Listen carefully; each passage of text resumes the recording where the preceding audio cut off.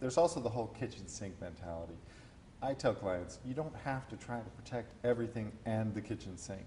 It's okay to leave some stuff on the table. It's a good idea to leave It's a good idea to leave some stuff on the table.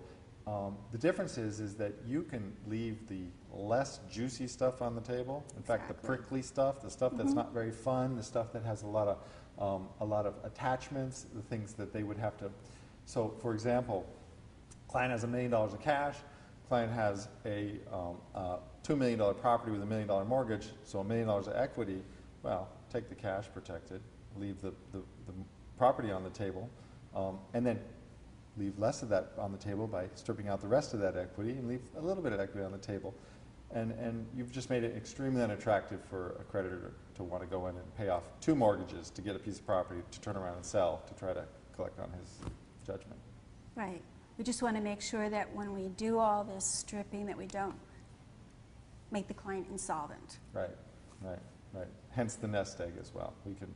How often do you use just the pure nest egg approach? You know, well, let's say a my client nest who's egg, extremely, if you're asking me what I would want from my nest egg, I'd want the biggest nest egg I could possibly afford without being insolvent. Right. You know, I don't see, years ago there used to be articles, they'd say, don't put more than half of your assets in there. And I would think, well, why should I leave half out if I don't need it to pay my current creditors? I totally agree. Yeah, I remember those articles. There was kind of a movement about because 10 that would years keep it ago. clean, you know, Yes, where we were. be slimy. I think in the beginning of asset protection, and I wrote an article about this because in the beginning, legitimately, there was a real question on the table whether asset protection as a real issue of public policy would be allowed in the states. In other words, is it really kosher for us to create a self-settled spendthrift trust, especially when not a single state allowed it?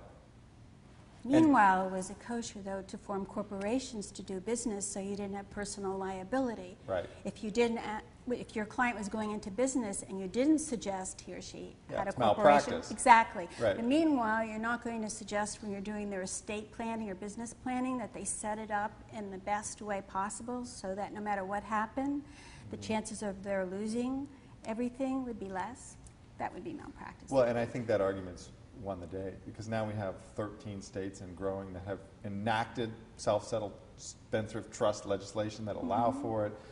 I don't think there's a public policy argument in the world now that asset protection is immoral, illegal, unethical.